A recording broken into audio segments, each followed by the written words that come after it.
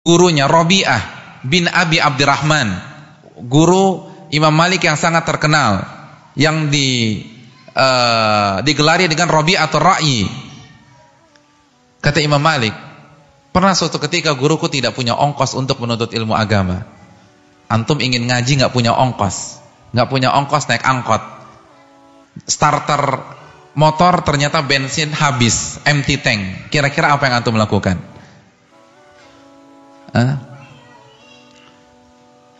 Masuk kamar tidur, baca doa bismika Allahumma amutu wa ahya, udzur syar'i. Udah, kita tidur aja deh, nggak usah ngaji malam ini. Nggak punya duit, nggak punya fulus. Apa yang dilakukan Rabi'ah? Dia naik ke atap rumahnya, ba'a khosyaba saqfi baiti. Dia ambil gentengnya dan dia jual genteng rumahnya untuk ongkos thalabul ilm. Allahu akbar. Jual genteng rumah untuk ongkos thalabul ilm. Siapa di antara kita pernah jual genteng? Subhanallah. Allahu akbar. Syu'bah bin al-Hajjaj tadi mengatakan apa? Man talabal hadis aflas. Barang siapa yang benar-benar menuntut ilmu hadis, dia bisa bangkrut atau dia akan bangkrut. Itu bukan isapan jempol belaka, dia sudah buktikan. Kata beliau sampai-sampai bi'tu tista ummi bisab'ati dananir. Aku pernah jual baskom ibuku seharga 7 dinar. 7 dinar berapa? 1 dinar itu 4,25 gram emas. Jadi kalau 1 dinar, anggap saja 2 juta lah emas jatuh harganya. Padahal nggak di atas 2 juta. Anggaplah 2 juta. 7 kali 2 berapa? 14 juta. Jual baskom 14 juta untuk ongkos thalabul ilm. Siapa yang pernah jual baskom emaknya? Subhanallah. Syu'bah. Ishaq bin Rahawayh, ulama yang sezaman dengan Imam Ahmad, Imam Syafi'i, itu pernah menikahi janda hanya karena janda itu dapat warisan dari suaminya yang telah meninggal, buku-buku mazhab Syafi'i yang beliau tidak punya. Subhanallah. Nikah dengan janda, alasan utamanya bukan karena kecantikan, bukan karena harta, karena dia diwarisi atau dia mendapatkan warisan buku-buku Syafi'i. Nggak bisa didapatkan kecuali dinikahi dulu, iya apa tidak? Begitu jadi istri kan bukunya bisa kita baca. Subhanallah. Siapa di antara antum ketika ingin melamar seorang akhwat, pertanyaan pertama, apa buku yang anti punya? Subhanallah. Ada? Nggak ada. Jamilah apa enggak, kan begitu. Buku. Itu ulama. Ishaq bin Rahawayh, Hisham Ad-Damashqi, gurunya Imam Bukhari atau syekhnya Imam Bukhari, dari Damaskus. Untuk bisa berangkat dari Damaskus belajar dengan Imam Malik di Madinah, bapaknya harus jual rumah. Allahu akbar.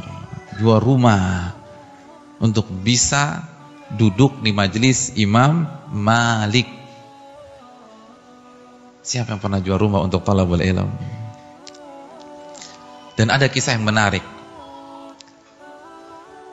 Begitu dia sampai di majelis Imam Malik, beliau melakukan kesalahan dan akhirnya dipukul oleh asistennya Imam Malik atas perintah Imam Malik. 15 kali pukulan dalam riwayat. Antum buat kesalahan dipukul sama tuan guru antum, kira-kira antum terima apa enggak? Jujur aja, jawab dari lubuk hati yang paling dalam. Ikhlas apa enggak? Enggak ikhlas. Beliau juga enggak ikhlas. Tapi beliau fair, beliau jantan. Beliau bilang ke Imam Malik, qad zalamtani. Antum telah menzalimi diriku. Antum telah memukulku sebanyak 15 kali pukulan tanpa alasan yang jelas. Itu penuntut ilmu harus begitu fair. Jangan main belakang. Di depan ustadz senyum-senyum, besok nggak mau datang lagi. Ini bukan penuntut ilmu. Jadi kalau antum merasa guru antum salah, nasihati, bicara di depannya. Antum telah zalim kepada ana. Antum pukul ana tanpa ada alasan yang jelas. Memang ana salah, tapi kan nggak pantas dipukul 15 kali. Fala aj'aluka fi hillin, aku tidak halalkan perbuatanmu. Subhanallah. Tegas apa tidak? Tegas. Tapi kita bisa paham perasaannya. Bayangkan jual rumah, terus sampai di majelis dipukulin, gimana nggak sedih? Iya apa enggak? Ini jual rumah. Makanya beliau mengatakan, aku tidak halalkan perbuatanmu. Apa kata Imam Malik? Imam Malik pun juga sangat kesatria. Fama kafaratuh. Kalau begitu, apa kafaratnya? Apa kompensasinya? Gimana caranya agar engkau halalkan kesalahanku? Nah, ini baru guru. Dia mengakui kesalahannya, nggak gengsi, mentang-mentang jadi guru, mentang-mentang jadi ustadz, mentang-mentang jadi tuan guru. Peraturan pertama, ustadz nggak boleh salah. Peraturan kedua, kalau ada perdebatan kembali ke peraturan pertama, ustadz nggak boleh salah. Ini nggak benar. Jadi beliau akui, oke, ana salah sekarang. Sekarang bagaimana aku bisa memperbaiki kesalahanku? Apa kata Hisham ad-Damashqi? Kafaratuhu an tuhadditsani asyara haditha.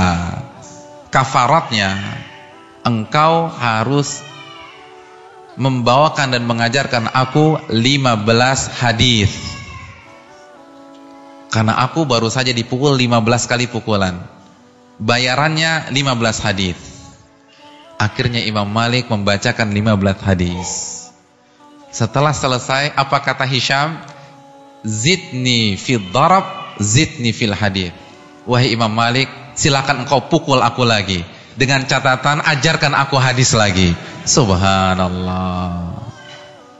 Fadhahika al-Imam Malik. Imam Malik tertawa. Lalu Imam Malik, idhab, udah pulang. Saking cintanya sama hadis. Enggak masalah dipukul, yang penting bisa belajar hadis. Dan ketika ustadznya zalimin dia, ini kesempatan. Mungkin kalau nggak begitu, ustadznya nggak punya waktu untuk ngajarkan. Jadi kalau antum dizalimi oleh ustadz antum, namanya juga ustadz, kan bukan malaikat, pasti khilaf. Ini bisa dipraktekkan. Ustadz, kemarin antum punya salah sama ana nggak ikhlaskan. Waduh, gimana dong, masa antum nggak ikhlaskan? Dengan satu syarat, ajarkan ana arba'in nawawiyah sampai khatam. Begitu. Bisa nggak? Itu baru penuntut ilmu agama. Subhanallah. Itu para ulama. Pola pikirnya ilmu. Karena memang mereka memuliakan ilmu agama. Subhanallah. Yahya bin Ma'in itu pernah biaya menuntut ilmu agama yang ia sudah keluarkan alfi dirham, 1.000.000 dirham, sampai sendalnya pun dijual. Sendalnya dijual, nyeker. Udah habis biaya, nggak ada yang bisa dijual, udah jual sendalnya, dia jalan nyeker hanya untuk bisa ngaji.